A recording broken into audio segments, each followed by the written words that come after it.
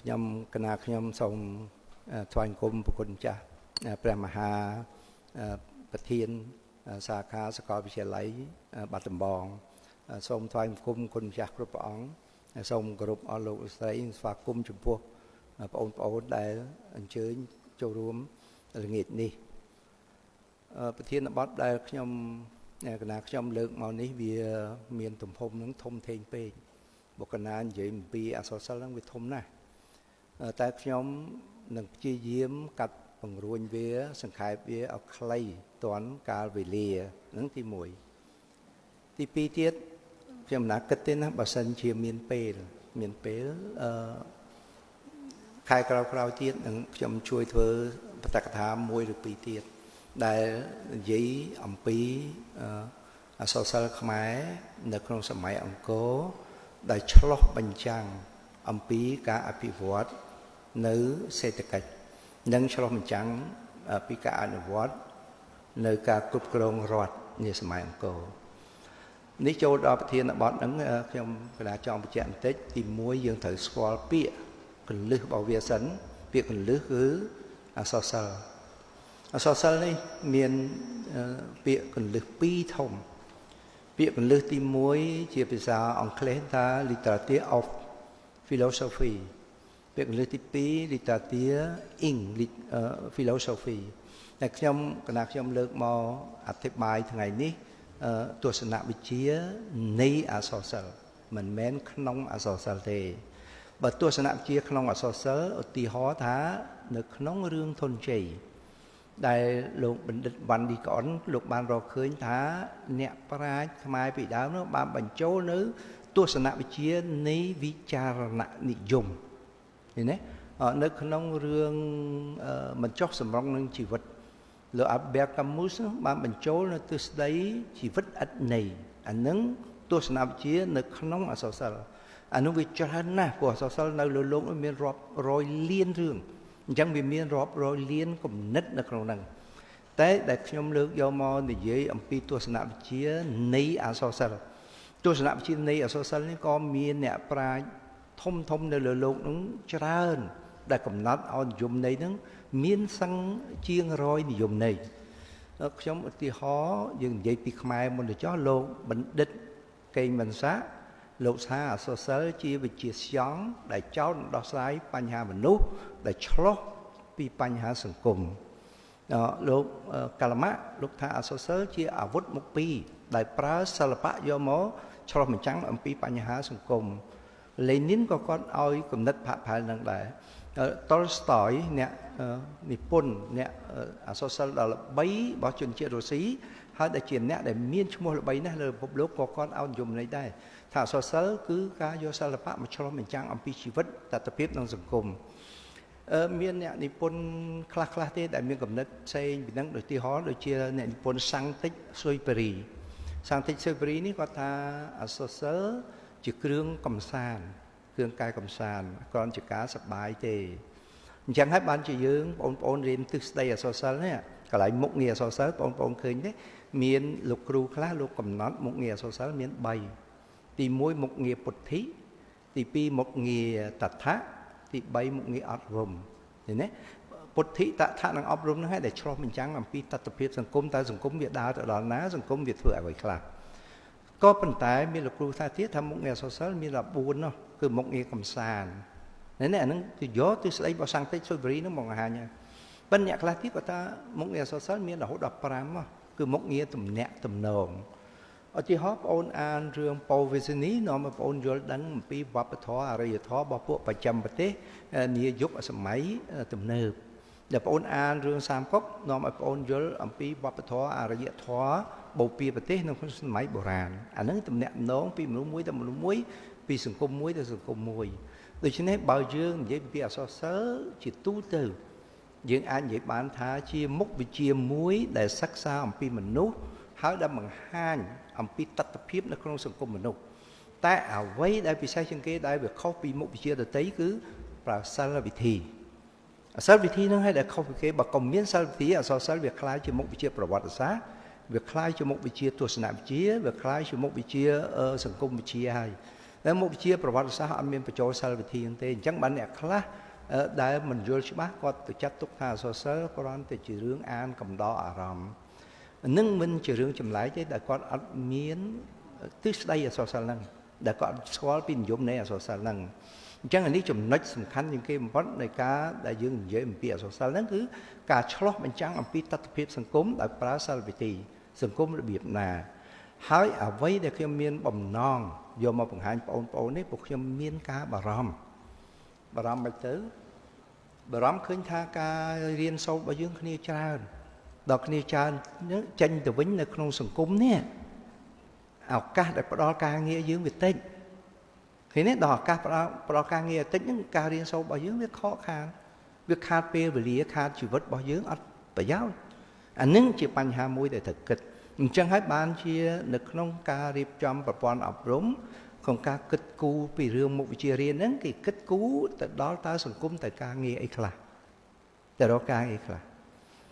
មានអស់លោកខ្លះគាត់ប្រាប់ខ្ញុំថារៀនគណិតវិទ្យារកការងារបានធ្វើច្រើនគាត់យល់ច្រឡំណាគណិតវិទ្យាដែលយើងរៀនសពថ្ងៃគណិតវិទ្យាបុរាណទេយើងអត់បានចូលដល់ម៉ាត់ modern ទេគេទៅហួសឆ្ងាយទៅហើយព្រោះវាចូលដល់យុគ AI ទៅហើយអញ្ចឹងម៉ាត់ដែលវាស្រួលទៅដល់ AI ទៅដល់កុំព្យូទ័រនោះវាម៉ាត់ modern ទំនើបទៅហើយ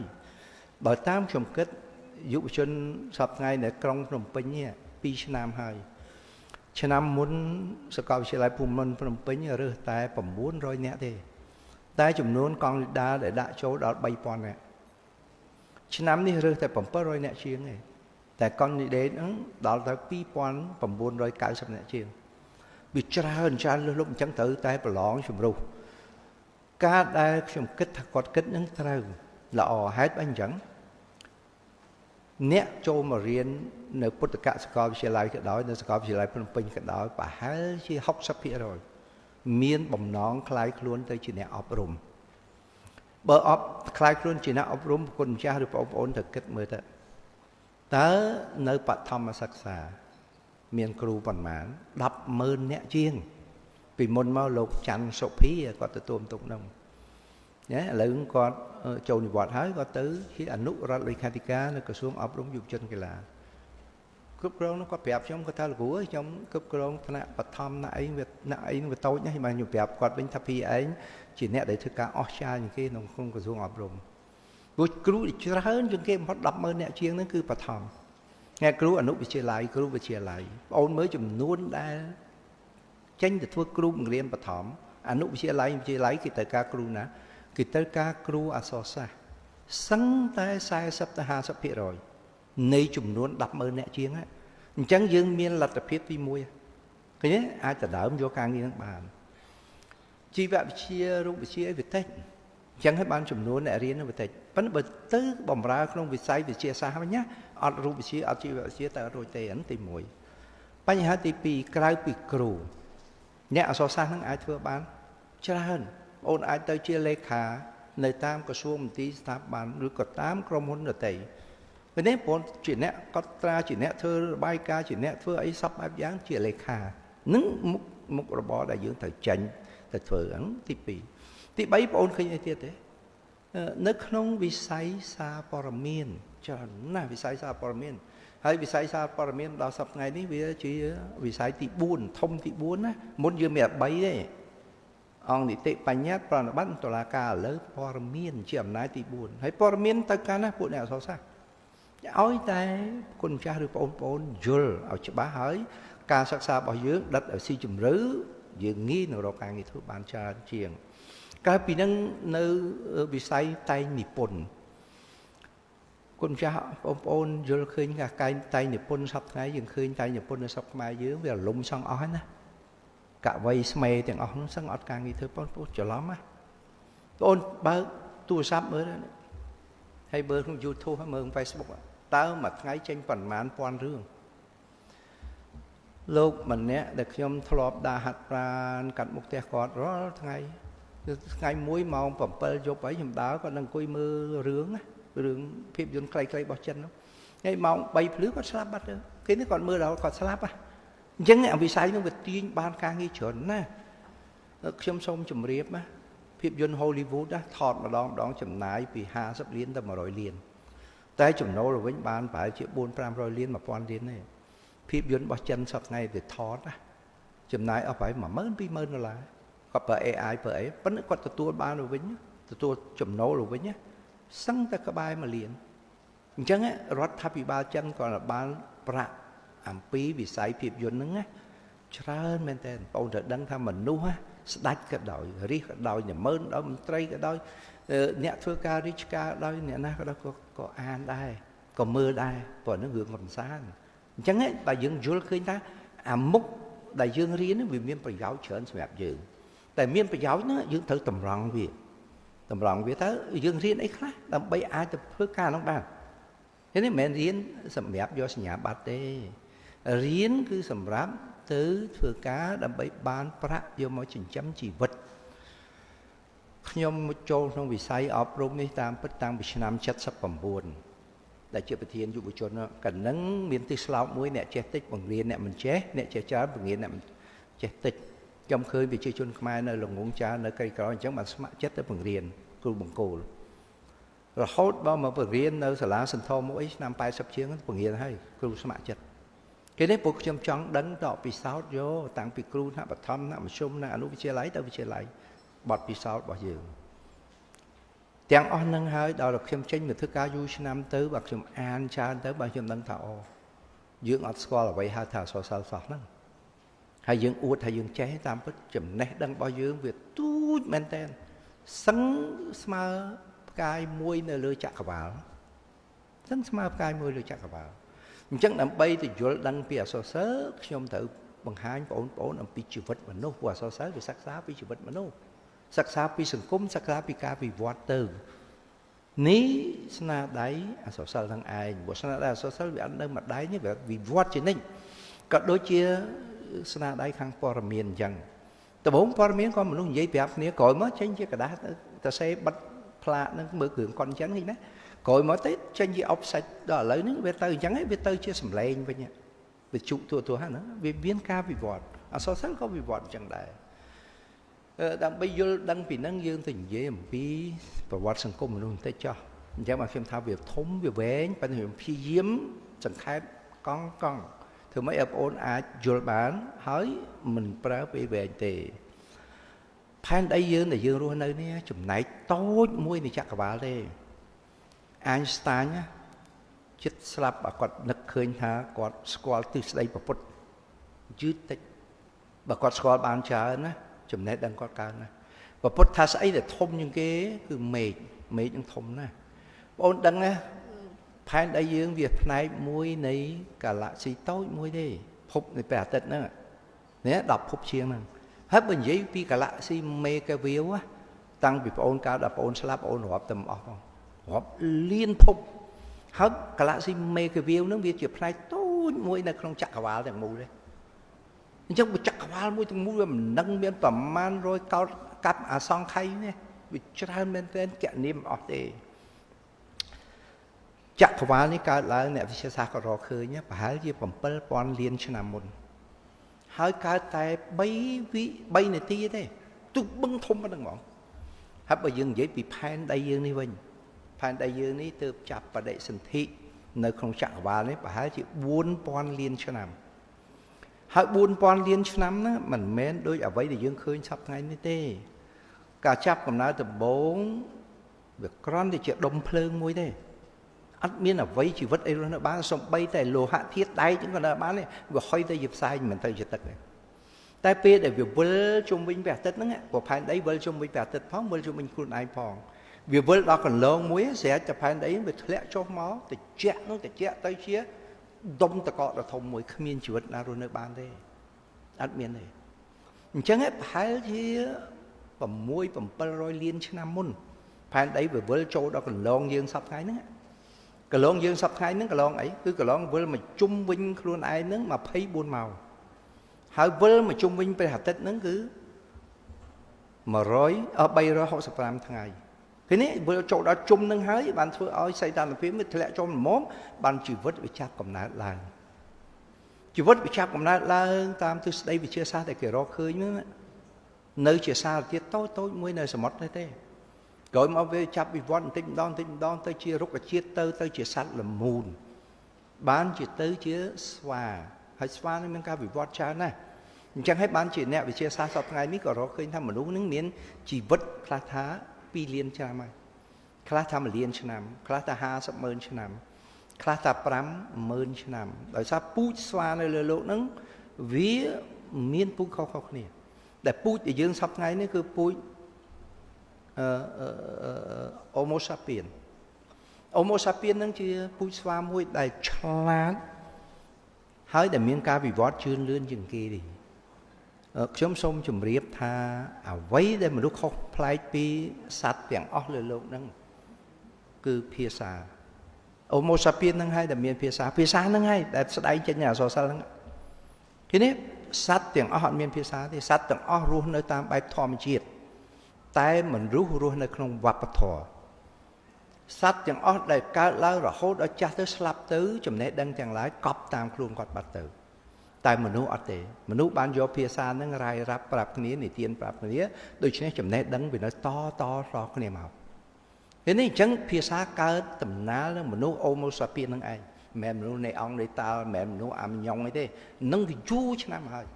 បើយើងនិយាយពីមនុស្ស Homo sapien បព្វបរោះមនុស្សយើងសប្តាហ៍នេះកើតមុនគេនៅទ្វីបអាហ្វ្រិកនៅអេត្យូពីមិនបាននៅក្នុងអញ្ចឹងព្រោះយើងដឹងថាផែនដីយើងវាត្រជាក់ដល់ត្រជាក់ណាកន្លែងដែលក្តៅអាចរស់នៅបានហ្នឹងសីតុណ្ហភាពគួរសមហ្នឹងវានៅក្បែរអេក្វាទ័រវាអត់នៅប៉ូលទេប៉ូលកកខ្លាំងមិនមានជីវិតទេដល់ពេលមានជីវិតឡើងមកនេះមនុស្សចេះរស់នៅឬតាច់អង្គត់ទៅអត់ចេះរស់នៅជាហ្វូងជាក្រុមទេណាតាច់អង្គត់ទៅរៀងខ្លួនដល់ល្ងាចឡើងទៅបាត់គ្នាងាកឡើងជួបជុំគ្នាចំបាត់អាមួយដែរទៅណាអានោះខ្លាស៊ីបាត់ហើយអាមួយនោះលងទឹកងាប់ហើយអាមួយតម្រៃជន់ងាប់អត់ហើយអានឹងឲ្យតែមនុស្សបញ្យល់គ្នាប្រាប់គ្នាមនុស្សបង្កើតការការពារគឺនេះអានោះឲ្យតែជួនកាលមនុស្សបង្កើតបាននៅសេចក្តីរីករាយជុំដឹងមនុស្សស្លាប់ហើយមិនរីករាយហើយមនុស្សពេលទទួលបានផលានុផលទទួលបានសាច់ចម្អិនអាហារចម្អែតទៅនោះឲ្យមនុស្សសប្បាយចិត្តបង្កើតជាចម្រៀងស្អីដែលកើតមុនគេសម្រាប់ជីវិតហ្នឹងគឺសិល្បៈហើយសិល្បៈវានៅគៀកគ្នានឹងអក្សរសិល្ប៍ជានេះសិល្បៈកើតមុនគេមកអត់មានទស្សនវិជ្ជាណាកើតមុនអត់មានមតិញ៉ាំកើតមុនទេសិល្បៈហ្នឹងហើយកើតមុនពេលដែលកើតសិល្បៈហើយមនុស្សបង្កើតបាននៅស្អីនៅជំនឿទំនៀមទម្លាប់ប្រពៃណីពេលជំនឿទំនៀមទម្លាប់ប្រពៃណីរីធំឡើងទៅវាបង្កើតបានទៅជាស្អីទៅជាសាសនានឹងហើយដែលជាបិតានៃវិទ្យាសាស្ត្រសប្តាហ៍ហ្នឹងព្រោះសាសនានឹងហើយតែជាអ្នកបង្កើតនៅទស្សនវិជ្ជាអត់មានអ្នកណាអ្នកបង្កើតគឺសាសនាអ្នកបង្កើតមកឃើញទេអញ្ចឹងសាសនាបង្កើតទស្សនវិជ្ជានឹងហើយដែលបង្កើតគំនិតវិទ្យាសាស្ត្រដល់សប្តាហ៍ហ្នឹងហើយមកដល់សប្តាហ៍ហ្នឹងហើយដែលយើងមានការបារម្ភមិនទៅវិទ្យាសាស្ត្រវារីកចម្រើនលឿនពេកដល់អញ្ចឹងមនុស្សទាំងអស់បដិសេធសាសនាបដិសេធទស្សនវិជ្ជាគាត់យកទៅវិទ្យាសាស្ត្រ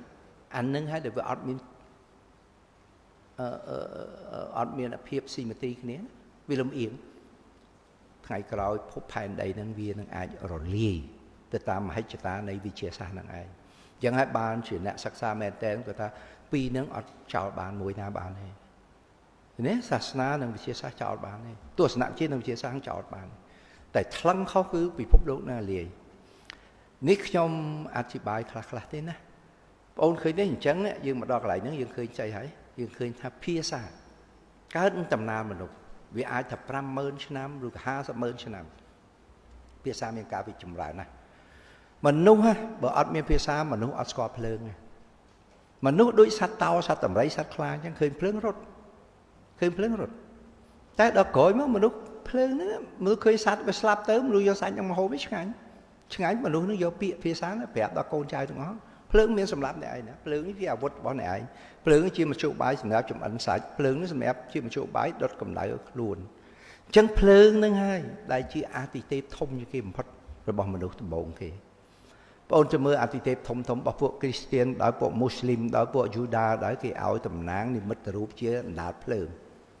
ពួកមនុស្សគោរពភ្លើងណាស់ហើយមកដល់សប្តាហ៍ថ្ងៃហ្នឹងណា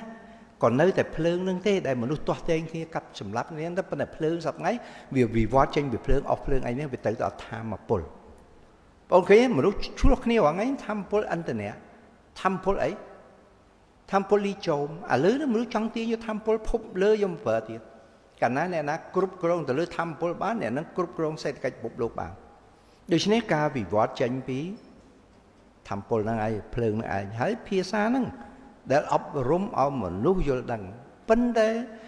ពេលខ្លះដែលគាត់រកឃើញទៅក៏អត់ទាន់បានប្រាប់ទៅកូនចៅគាត់ផងហើយគាត់ស្លាប់បាត់ទៅដូច្នេះមានអ្នកណាទៅអ្នកយល់ដឹងពីក្រោយវាអត់ប្រហែលជា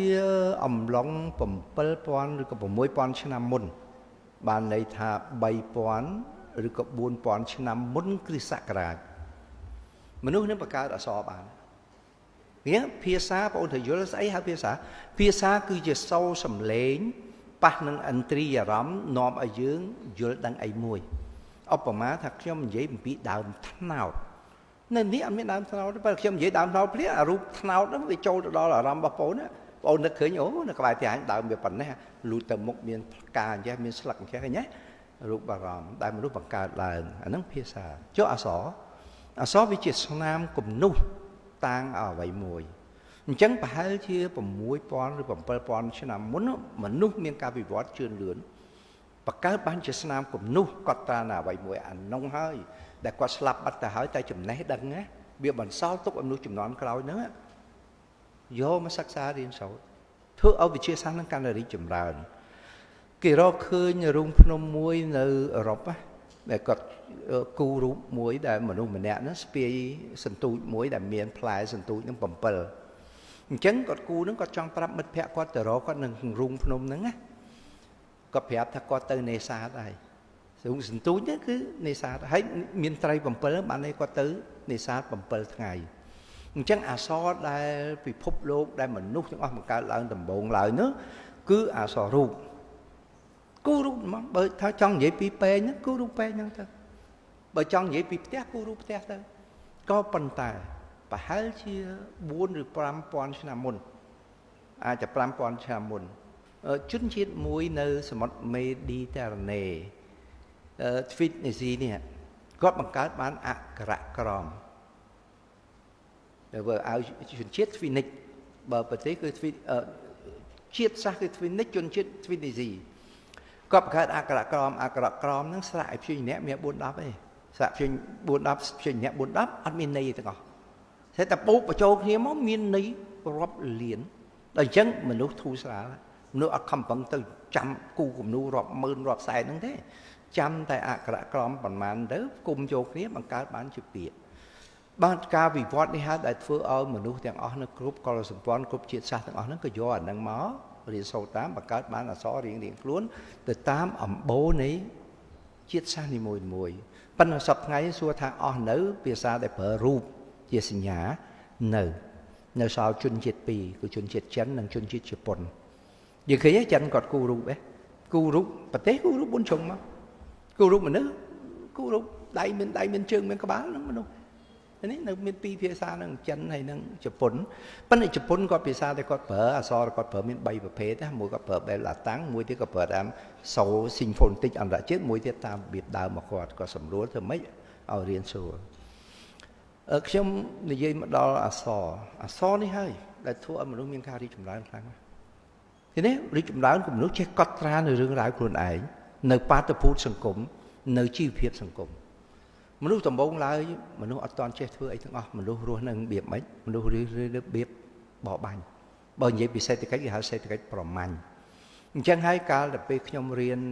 អក្សរសាស្ត្រដំបូងខ្ញុំយល់មិនច្បាស់សោះហើយខ្ញុំចេះឆ្ងល់ហេតុអីបានគេបកកែមែនអក្សរសាស្ត្រដល់ទៅលួចសង្កេតគេទៅគេចេះតាំងពីសេដ្ឋកិច្ចគេចេះតាំងពីច្បាប់អញ្ចឹងហើយបានគេចេះអក្សរសាស្ត្រគេបកកែពួករបបអាហារមនុស្សនេះដែលវាកំណត់ឲ្យបាននៅមនសិការនៅសមត្ថភាពចំណេះដឹងកាលមនុស្សរស់នៅជា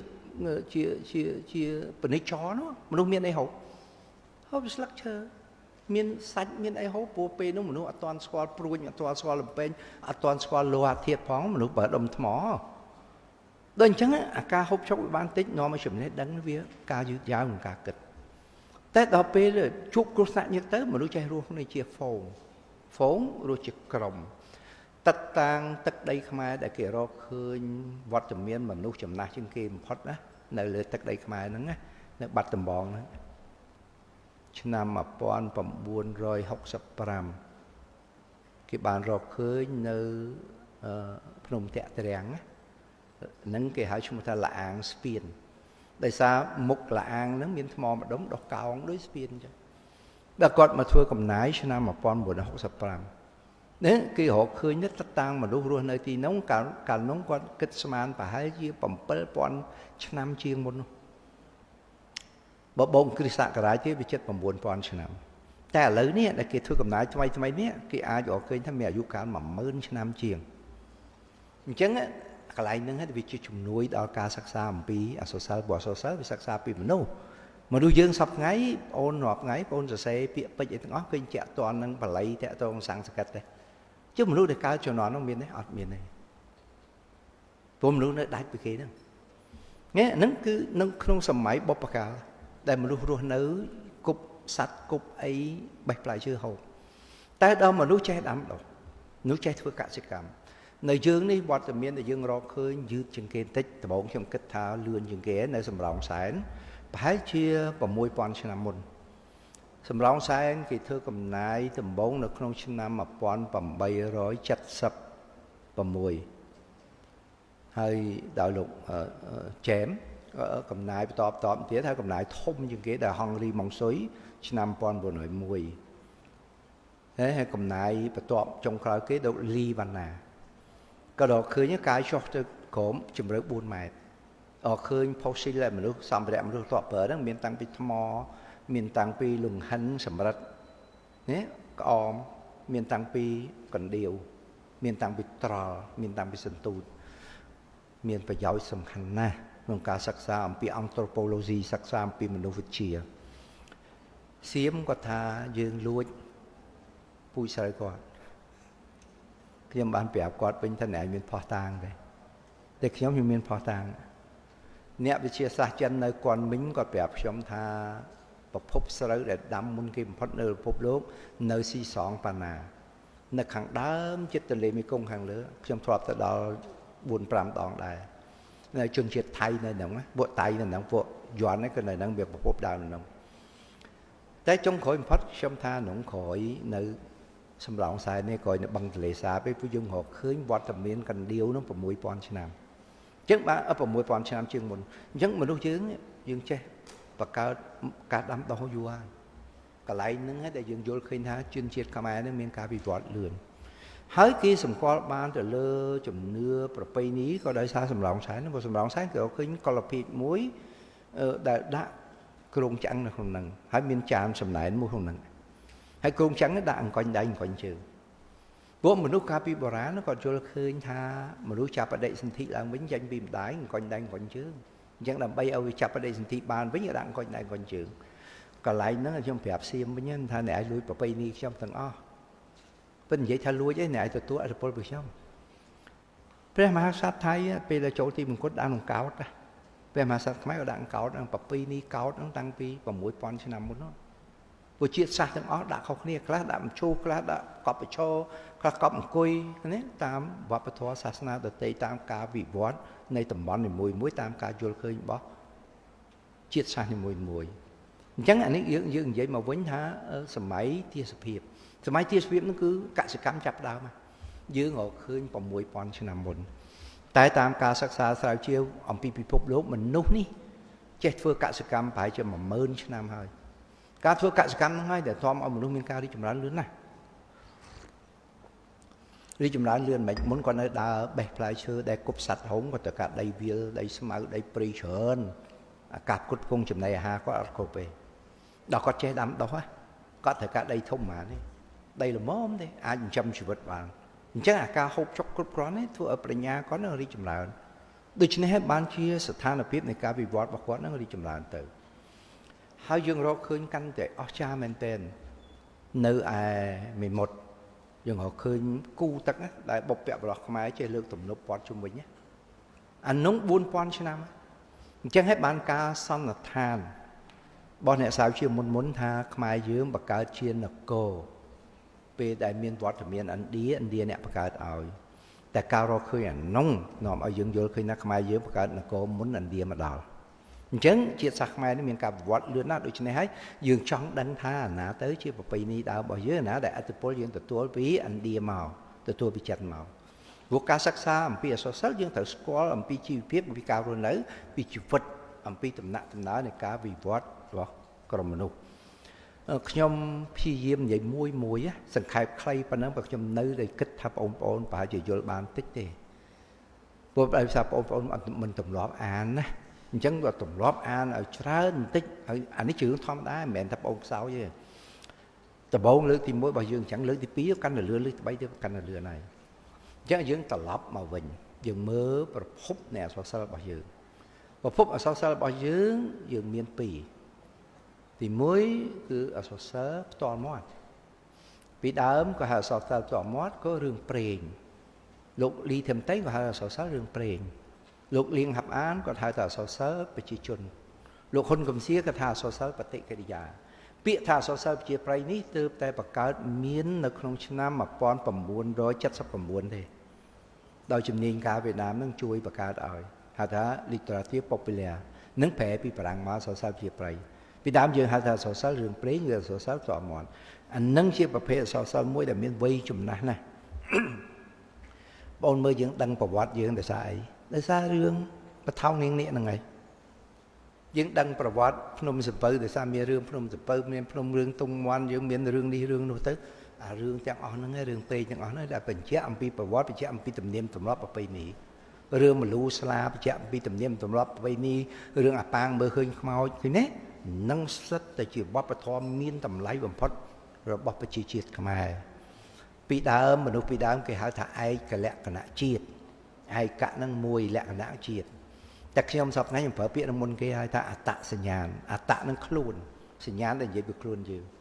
แต่โอนแต่เมื่อน้องให้บานโอนดังทำบópไปทอไม้นั่งมีนต่างปีนาหมอให้ชีวิตรู้ในบอสังคมไม้เบียดมันแต่ขมายประให้ปลัวสังคมแต่ตามตอนนั้นเราบัดประวัติศาสตร์ปีพบโลกด้วยเตะทีนี้ยังเมื่อที่ขมายมันก็ตาตกต่างให้เรื่องปรีจังไรมีประโยชน์นะสำหรับประชาชนมวยถ้ามีประโยชน์นะของการอบรมมีประโยชน์นะของการได้รีบจำเนื้อสารถอเนื้อกุนถอเนื้อจ่ายาสาและบ้ามนุษย์บนเมื่อเรื่องบรักกุมเจริญมีประปนกรบแหละทีนี้เรื่องน้องมวยเอาจ้าแม่นแต่ขมายยื้อเอาตำไหลตะเริ่มเมย์โดยเฉพาะมันก็เอาตำไหลเลือสตรีนั่งไงเนี่ยศึกษาปีไซโคโลจีจัตสากูจะอ่านเรื่องนั่งบอกเข้าปีเนียงนั่งเต้เนี่ยรีบกาบ้านอะไรเลยเนี่ยนี่ให้บอกร้อนเชื่อนะได้เดี๋ยวสิเอาตัวไอ้เต้เป็นอันนี้มันได้สได้เอาให้บอกร้อนนั่งเนี่ยsau bây giờสได้ก็เผยอัดบ้านนะไปจงกรอยพัดเนียงอัดเผยบอกร้อนนั่งผมจะกลับเผยถือเนี่ยก็รอน้อยให้ชัวร์สายบ้านทีนี้โดยซาในริกบแล้วนะเธอบอกว่านักคลายที่จะดับเมียนบนจะมือเรื่องมียืนเอาชาเมนเต้นเอาชาเมนทำแต่บางฮันสตรีจะทุ่มน้องสุกุมกรุษาที่นะกี่บ้านบางฮันตัวอังสตรีปีใส่ขาดและอังสตรีกบแล้วคือนี้ปะปนมียืนแต่บ่งรูปสะอาดเนื้อขมิ้นปัญจสตรีขาดแล้วมียืนไกลกรอหล่มบ้าจอดกับปืนเนื้อตั้งกับพงไพ่นั้นmà nghĩ ban sao mà tu đại gọi hổng giúp với chủ ở là đợt ban và pun ni sầm pứ này đâu khi máu này cái này rút cay cho ông làm phó mình lọ đấy bắt đầu niêm đó phép niêm chọc cái chữ cho tầm phép bên cay cái chữ cái này bằng hai ông pí tầm lấy bớt sạch đấy bắt đầu không rưa nữa mà hai đại dương họ khơi nhá giấy tới tầm lấy này bóp thoát máy cứ chặt rút chơi men tên bắt đầu trong cầm rõ khơi pon rưa ở luôn nè sắc xa sao chứ do màu vịt phịa số mấy chập phịa bọn khởi nhất và bọn mía dương từ đó theo bọn tham ấy nữa đầu hay nữa từ đó theo xua vào đây có nó bón ná nhiệt priêng liền ban này nè chất khang mến chịu bón bọn để nhiệt mật ở nước bón bọn phía xa việc cấp nó còn rương nâng cái này hãy nè sắc xa ở ban vô cái chấp hạp của cấp còn rương nâng bây mà sát ban đã tôi vô mía dương tôi sầm lạp cháu từng dục á ấy nè diêm thuế nè bạn khoát hai này tiên rương mùi thuê từng các tiên rương mùi thuê từng cả bao tiên rương mùi thuê từng hàng lạnh tiên mùi thuê từng chơi tiên rương mùi trong và chóp đòn máu đạch đằng hưởng Tha mía dương mạn cho mơ nghe cái em hay say nó chui chi vẫn chẳng hai mía dương một vĩnh cái này anh chỉ cả tệ cho bập đó nè chẳng hết ban chia nhẹ riêng cho bắp đây là bay nơi lơ lỗ nó kia đại cháu rương prén sna đại ở so sal đi đẹp ôn mơ rương mà hà rồi say prokla rương cặp nâng nhẹ bò là tay cái nó sai cắt sực đây mà chứ cắt tệ này ca cắt sực đây cho bắp mai bị vàng rương nó vỏ cha anh nâng bập hết mùi phai để rương prén vì đau hơi rương prén ở lại dân hà so sal việt đấy này mũiในตำนานกถาไปเจียไพรตำนานกถาไปเจียไพรมีใบมีเตวะกถาเปล่งกถาในนิเตียนกถาเตวะกถานั่นเป็นการตำนานคืนนี้นั่งมันนุ่งรัวในเลือภายในนั่งมันนุ่งอัตตอนโยลปีปาตะพูดทอมเชียดอัตตอนโยลถึงมันรู้โยอัติเตมเอาเป็นโยลนั่งเนี่ยตาตั้งตาพนมcon trai có chơi số lô tá tận mau bị nã có đăng miền ấy bị dối có bị dối tham gia tê mũi đây chơi bạc cái tầm này kêu gì tất ở đây phun tất chứ phun mau bị nã tê mũi chứ tầm này kêu tê gì phun ở chạy ta gì nữa cho nó có do tê vẹn mau bận rồi sọc cái miền được nè tại đặc nhom sắc xa sài chiều và hai chiều một phay năm trồng cỏ ní nè nhom đã chất tại khả năng bạc nhom khơi thao và phay tê vẹn thao dùng tích nè háo bờ dương giấy pi tầm lấy sân tại miền đây dùng không bằng chơi không bằng bút đông không bằng cỏ cài chắc bây giờ thiếp tới tây vạc tha India tây vạc tha Greek tây vạc tha Egypt tây vạc tha Perk ở cha cái ban riêng trong thành na nó gom Atitep đã xa sớm Atitep đã xa Phnom Atitep đã xa Piệt Bản Đăng Atitep đã xa ná đôi chứ ông rạch na sập bón sập cục môi sập ngay chẳng còn khi nhớ chẳng bật này ở số sáu bằng hai giờ kênh tắc ký vì si bị lái chừng dương dương ở miền tây nó dương mưa tây và cả thá cứ sớm mấy cá bị bọc cả cho dương mưa pring cả thá cứ sớm mấy bồ rán hơi dễ bị ti tăng vật sát tu ông vật sát giờ lẽ nó sớm coi với nghe vô là chẳng cần ai sắc xa bị pring cả thá đại bị thay cái phở này bảo bị muốn mắc cái phở đại đường pring mới sớm coi rươngภูมิศกเรื่องประวัติมนุษย์ประวัติศาสตร์วัดไอ้ทั้งเบียดแตะตรงดอตัดสัญญาณเบียดแตะตรงดอตมินผมรับประเพณีเจ้าเรื่องในเตียนกถาเรื่องในเตียนกถาเบียดแตะตรงดอการอบรมอัมพีซาลทออัมพีชีวเพียบรุ่นเนื้ออัมพีฉบับอัมพีไอ้ซับใบยางคนนึงนึกถึงรุ่นเนื้อเบียดไม่แต่ประหยัดเบียดไม่บ้านไอ้รุ่นเนื้อบ้านเอาเมื่อบรอปีเนี่ยเนื้อแตะคลายคนนี้บรอปีเนี่ยแต่ด่านแตะชั่วโมงคนนี้อันนั้นเรื่องในเตียนกถาเรื่องเธอมันโดนเรื่องจีนกัดสะได้ไอ้นี่เรื่องหล่อได้ยืงอัดบ้านยืมมาศักษาจังอ๋อนั่งเชื่อตำหนาชีวิตในมนุษย์ขมายจังปิดบปการต่อหล่อโหมในปัจจุบันนี้ยังอันเมียนเปย์เกือบกลางสมัยนี่ใหญ่ยะจังจำเลิกสังเกตบันทึกได้เลยยืงโจลแต่เมื่อสนาได้อะโซเชียลสำเนายืงเราเคยประวัติในการใช้ปลาซอบอกมายืงมุนกีบพอดในตำบลอาเซียนนี่นะอันมีนจิตศาสนามวยแต่มีนอาซอมันยังไงแต่ยังเราเคยนึกคือเสลาจะโวกันจาขนมรีดประบาดไซมีเรียได้จันหาแต่ฟันใช่มันบ่ประพบเสลาจะรักนิจาที่เป็นซาสร้างสกัดเลยบ้านมีนตำไรมหาศาลแม่ไปชี้ชนมาตำไรมหาศาลไหมเสลาจะรักนั่นน้อมไอ้ดังท้าจุนจิตขมายในสมัยฟุ้นนั้นบ้านก็รบพระพุทธศาสนาโดยสายตาพวกประวัติใส่เมียเรียนนั่นปองไตแต่เธอบนดาเทียนดาวตุรกุจุนไกลเขาที่มวยที่ปีบ่อนเมียเสลาจากโบกันเต้เนี่ยสาวเชียวมุนโยนจดล้ำท้าเนื้อโบกันเนี่ยจิตหยาช้างนั่นจิตด่านังนั่นวิจิตได้ได้จุ่มปลาปีโบราณแต่ดอกขึ้นเสลาจากนั้นมันท่านเอาหนังจิตได้ได้ขมายปีโบราณนี่พวกเขาเมียนต่ำไหลเด้เขาต่ำไหลมหาศาลที่ใบก็ตายืนจีจิตสักมวยได้เมียนอาซอจะใส่มุนเก็บหดยังบ้านในทำไมบ้านในทายืนจีเนี่ยได้เมียนปลาปะทอมุนเก็แม่รู้หนึ่งทอมจีเต้บุกชมบ้านไปเจ้าเหมือนนุ๊กเมียนปลาปะทอเขาไปซัดได้รู้ในจีทอมจียังเมียอาซอจะใส่ให้บ้านในได้ยืนโจดแล้วยกสมัยปลาปะทอมุนเก็ต่ำบ้านอาเซียนนี่แต่ยืนจ้าจีไปซัดสร้างสกัดยืนเราคืนพอตังใช่ปะในสมัยเจนละเสลาจะรักกาปั่มมวยở đập mùiเสลาจะเวียนกันเตลได้เชียเสลาจะมวยองกายูเนสโกแต่ตัวสกอตจะพลายกาท้าวัดแต่มีนพิซาขมายคืนปลายประจับหรอเยอะอ่านเยอะบานทำเมียนมนุษย์เมียนพิซา ก็ไม่ใช่นะพอต่างทีนี้เสร็จแล้วจัดการประมวยเอามวยนี่คือพอต่างละอ๋อมันแต่ยืงเมียนอ่ะซ้อยืงเมียนเพียซาขมายเปิดมนกี่ในตะมอนนั้นทีนี้แบบอะไรนึงให้ได้เนี่ยศึกษาสายยืงอัดสกอตปีตำไหลอ่ะโดยเช่นการศึกษาสายชื่อบอกปนจุ่มการปนจังบานเป็นตุกปนการปนคลายกูดะวินัยเอ๊ะการศึกษามวยแต่ขมิ้น motivation ขมิ้นกำลังจุ่มรุ่งเนี่ยแล้วจัดการศึกษาน้องเบียสอบกับกล้าเบียจังเรียนจังไอ้ปนเธอไม่เอามีน motivation มีนกำลังจุ่มรุ่งจะอ่านศึกษาจอบตั้งเธอไอ้มีประโยชน์ไอ้อันนั้นปนมีนสังคมเปียขมายนะขยมศึกษาตั้งปีเปียสุเพียสัตเปียประดาวเปียสลาวมาหาออกจากโดนตาขมายนี่มีนกำหนดนะ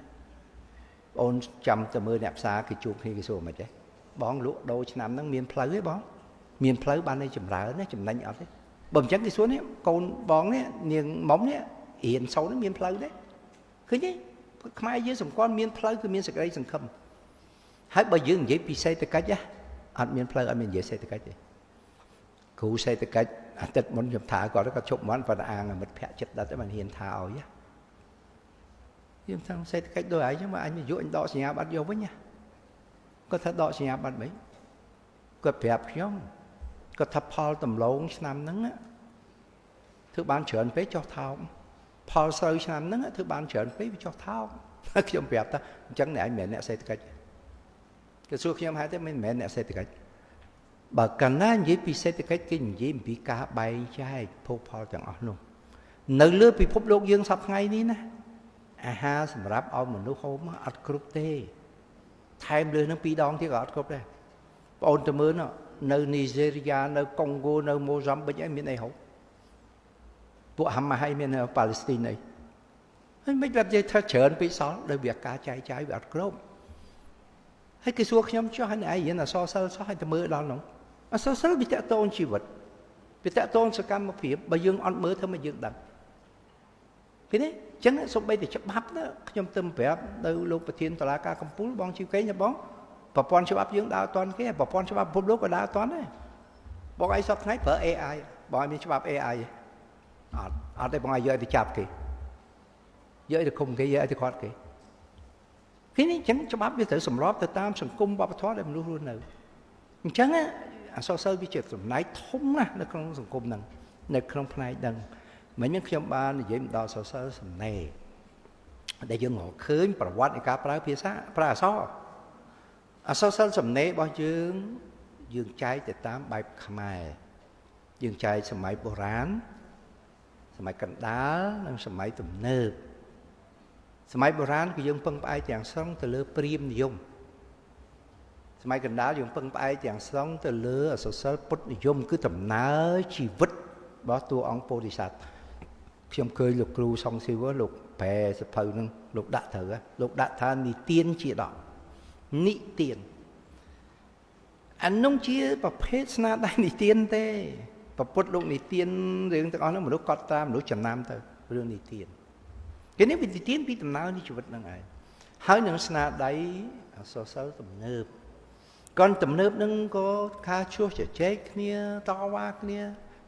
គ្រូមួយទៅគ្រូមួយសាលាមួយទៅសាលាមួយហេតុអីដោយសារអត់យល់ទិសដៅអ្នកខ្លះថាទំនើបចាប់ពីទុំទាវមកអ្នកខ្លះថាទំនើបចាប់ពីរាយទៅអ្នកខ្លះថាទំនើបនឹងចាប់ពីមានពុំអសរមកទិសដៅរបស់គេទំនើបគឺមនុស្សចាប់ផ្ដើម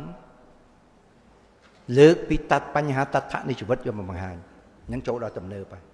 អញ្ចឹងបើប្អូនទៅមើលការវិវត្តនៃស្នាដៃបច្ចឹមប្រទេសមាន5សម័យកាលរបស់គេល្អមែនទេដល់ណាทีนี้จังบอกกี่ละอมาอย่างบอกยังก็ละอมาอย่างได้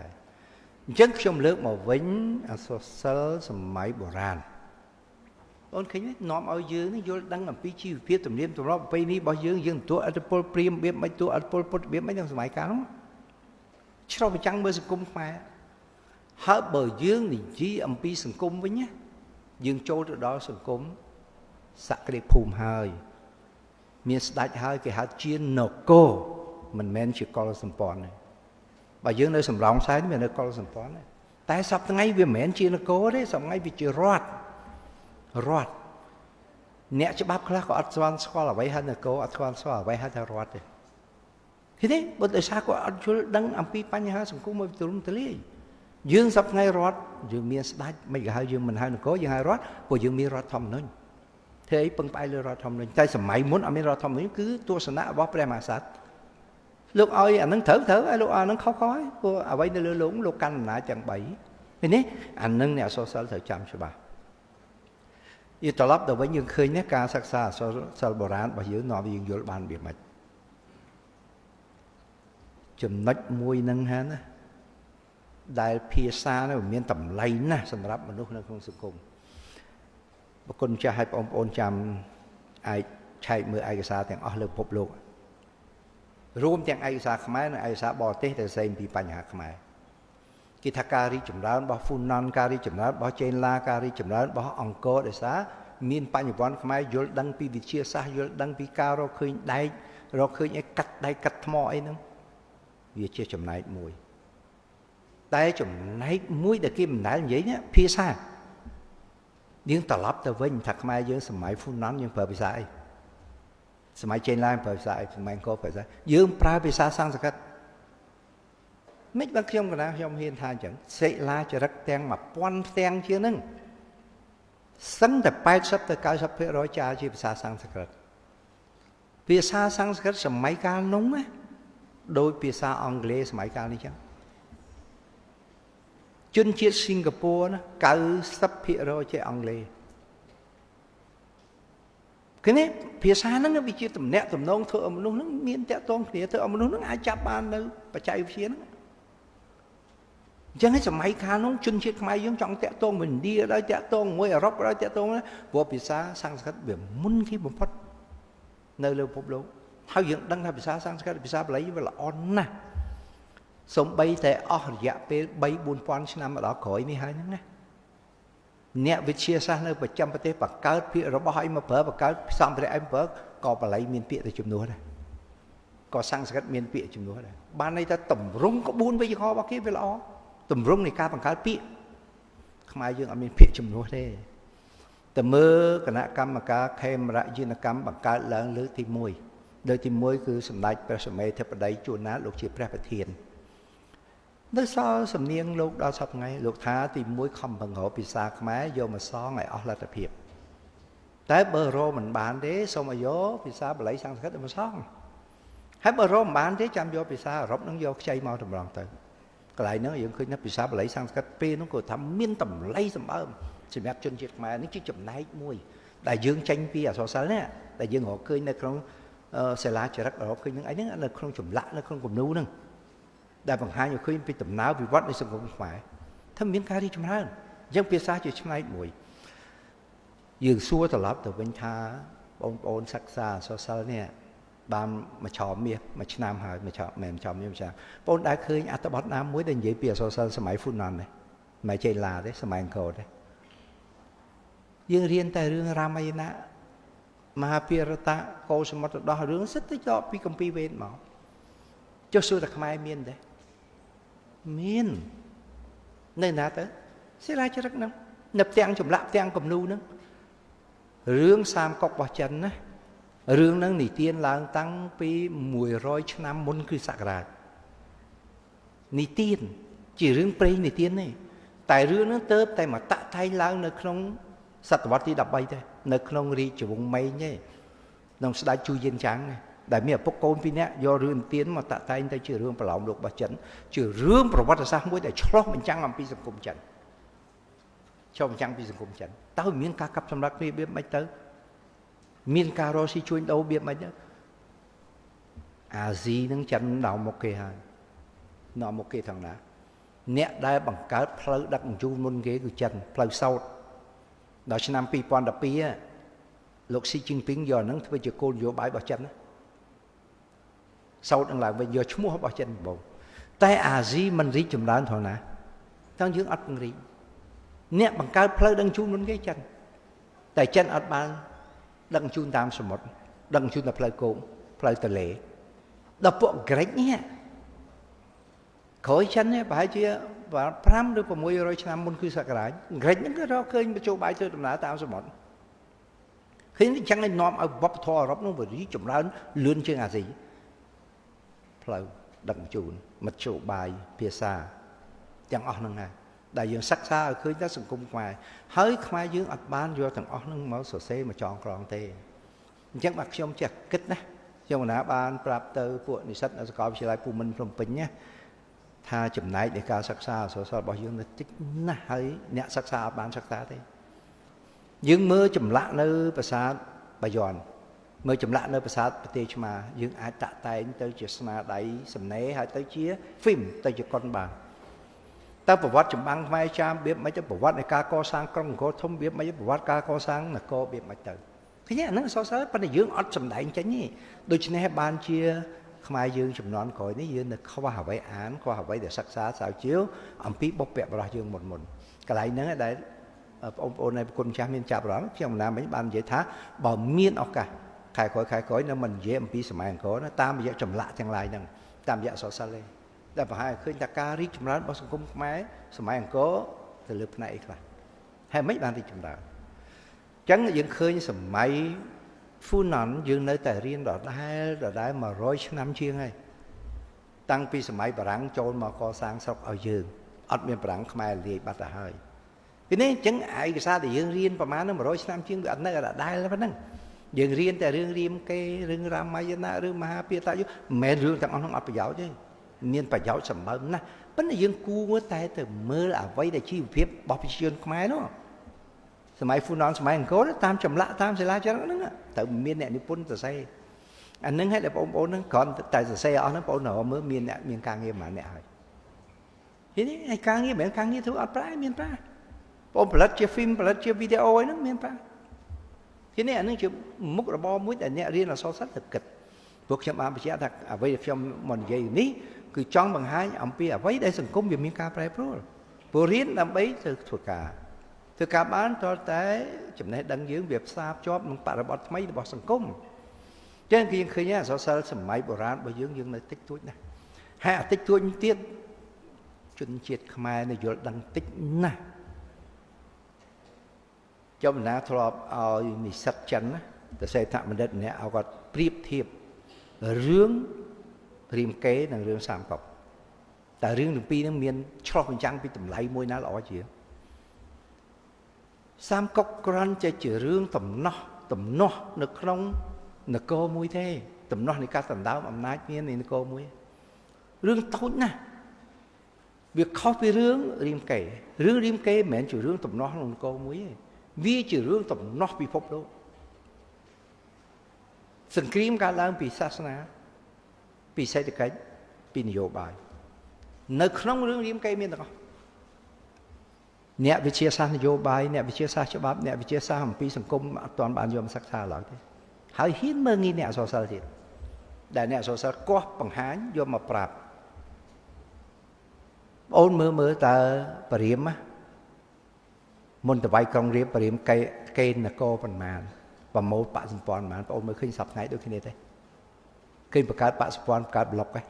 រួមគ្នាតវៃឯងផ្ដាច់សេដ្ឋកិច្ចវាមិនផ្ដាច់ផ្លូវវាមិនឃើញដូចគ្នាដែររឿងនោះមិនរាមាយណៈប្រហែលជាអាចថាខ្ទង់ 3000 ឆ្នាំជាងបើរាមកេរ្តិ៍ខ្មែរយើងឃើញខ្ញុំចម្លាក់ហ្នឹងប្រហែលជាខ្ទង់ប្រហែលជាជិត 2000 ឆ្នាំដែររាមកេរ្តិ៍ខ្មែរមាន2រាមកេរ្តិ៍មួយគេហៅរាមកេរ្តិ៍មហាជនរាមកេរ្តិ៍មហាជនគឺរាមកេរ្តិ៍តចកតសយតក្រឹតដែលគាត់និទានណារាមកេរ្តិ៍ហ្នឹងមានតម្លៃណាស់ព្រោះរាមកេរ្តិ៍ហ្នឹងគឺច្រើនមែនទែនចង់ច្រើនជាងរាមាយណៈទៀតពួកគាត់បញ្ចេញបញ្ចូលគាត់ថែម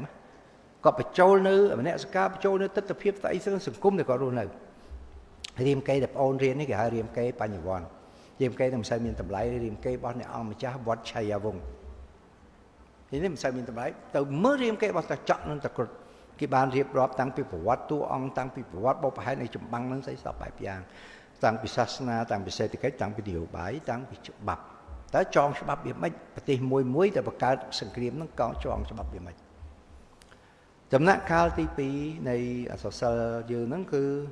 ដំណាក់កាលសម័យកណ្ដាលហ្នឹងគឺស្នាដៃអក្សរសិល្ប៍ងាកទៅរកការសិក្សាអំពីអក្សរសិល្ប៍ពុទ្ធនិយម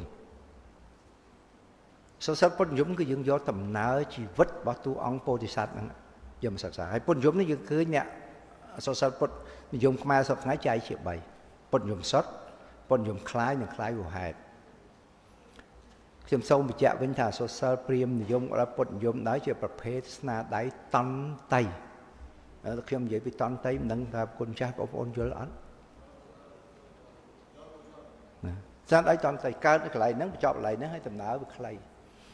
ក្បួនត្រីឯកភាពតន្តីហ្នឹងតន្តីបុរាណតែបើយើងនិយាយពីតន្តីទំនើបនេះគឺកើតនៅសតវត្សទី17នៅបារាំងគឺរឿងកិត្តិយសស្នេហ៍សេចក្តីស្នេហាលើស៊ីតបោះកកណៃហ្នឹងកកណៃនេះបៃតាតន្តីទំនើបហើយអញ្ចឹងពុទ្ធនិយមនឹង3ទី1គឺពុទ្ធនិយមសុទ្ធភាគច្រើនយើងយកតែរឿង10ទេយកមកសិក្សានោះរឿង10ទេហើយរឿង10ហ្នឹងគឺគ្រប់គ្រាន់ទី1ការបួសទី2សេចក្តីព្យាយាមទី3មេត្តាទី5បញ្ញាទី10សរុបទាំងអស់ទានបារមីនេះគឺអ្វីដែលទស្សនៈរបស់ពុទ្ធយកមកអប់រំតែដើម្បីคลายទៅជាអ្នកចេះដឹងដើម្បីคลายទៅជាត្រាស់ដឹងជាពុទ្ធតួអង្គពុទ្ធអត់មានពុទ្ធអង្គណាមួយដែលមិនឆ្លងកាត់បារមីទាំង10ហ្នឹងទេនឹងអត់យើងអត់យកមកវិភាគបានទេណាអត់យកមកវិភាគបានអូតួអង្គនេះត្រូវតួអង្គខុសកុំព្រោះសាសនាវាคล้ายជាគម្ពីរដូចជារឿងត្រីកោណអាក្រមមេរៀនអាលើបន្តិចទិស្ដីអាលើបន្តិចទៅរូបមន្តតែអាលើកំពូលផុតអីគម្ពីរប៉ះបានបងអូនមើលគម្ពីរខ្លះ3000ឆ្នាំខ្លះ2000ឆ្នាំខ្លះ1000ឆ្នាំជាងអត់មានណាកែអ្នកសិក្សាសាវជាដែលមានកម្រិតយល់ដឹងទៀតចេះតែហ៊ានកែនេះកែនោះប៉ះធំជាងផ្ទុះគ្រាប់បែបបរមាណូទៀតប៉ះមួយសាសនានេះអត់ប៉ះបានទេអញ្ចឹងអ្វីដែលហៅពុទ្ធនិយមសុទ្ធកុំយកមកប្រៀបធៀបវិភាគយកកុំអសោះតែអ្វីដែលសំខាន់បងអូនកុំដាក់ចិត្តថាសិក្សាក្នុងសម័យកាលយើងនេះទៅដាក់ការសិក្សាក្នុងសម័យពុទ្ធកាលនោះ2000ឆ្នាំជាងនោះព្រោះដំណើរជីវិតរបស់ព្រះអង្គនិមន្តតែអង្គទៅព្រះអង្គឃើញរឿងទាំងអស់នោះវាខុសពីយុគ IT យើងនេះពេលនេះវាខុសពីហ្នឹងយើងទៅមើលយុគសម័យនោះតើមនុស្សយុគសម័យហ្នឹងផ្ដល់ការអប់រំសិលធម៌ប៉ុន្មានផ្ដល់ការអប់រំពីសេដ្ឋកិច្ចប៉ុន្មានផ្ដល់ការអប់រំពីច្បាប់ប៉ុន្មានផ្ដល់ការអប់រំពីនយោបាយប៉ុន្មានអូនមិញរៀបរាប់ប្រវត្តិរបស់ខ្ញុំឃើញគេមានឆ្ងល់ដែរបណ្ឌិតនៅឆ្នាំនេះបណ្ឌិតនៅឆ្នាំនោះពួកខ្ញុំមានបណ្ឌិតច្រើននឹងដាក់មិនតាន់អស់ផងនេះខ្ញុំផ្ដើមចេញពីអក្សរសិល្ប៍ទេហើយផ្ដើមអក្សរសិល្ប៍នោះផ្ដើមចេញពីបតៃវេដងជាគ្រូធំជាងគេរបស់ខ្ញុំនិយាយតាមតង់ហ្មងគ្រូធំជាងគេរបស់ខ្ញុំមានបតៃវេដងផ្ទះខ្ញុំមួយសិត110ក្បាលចំណេះដឹងក្នុងមហាសាលដូចជាសមុទ្រមួយដ៏ធំអញ្ចឹងខ្ញុំនិយាយពីសមុទ្រអញ្ចឹងគុណចាស់ឲ្យបងប្អូនយល់ទេនៅក្នុងសមុទ្របងប្អូនចង់បានសារាយទៅយកសារាយទៅចង់បានអំបិលយកអំបិលចង់បានបកាយកបកានេះព្រះអង្គទុកជាផ្លូវអស់ទុកជាមាគ៌ាទុកជាស្អីចង់បាននេះយកហ្នឹងមានទាំងអស់ហ្នឹងច្បាប់ក៏មានសិលធម៌ក៏មាននយោបាយក៏មានសេដ្ឋកិច្ចក៏មានចំណេះដឹងផ្នែកវិទ្យាសាស្ត្រក៏មានដែរក្នុងហ្នឹងតែគ្រាន់តែយើងអត់ព្យាយាមទេបងអូនទៅសួរណាអ្នកច្បាប់ណាទៅប្រកែណាពួកហ្នឹងចេះទិសស្ដីក្នុងបតៃបេដកហ្នឹងគឺថាបានតែ1%ពួកហ្នឹងខ្លាចជា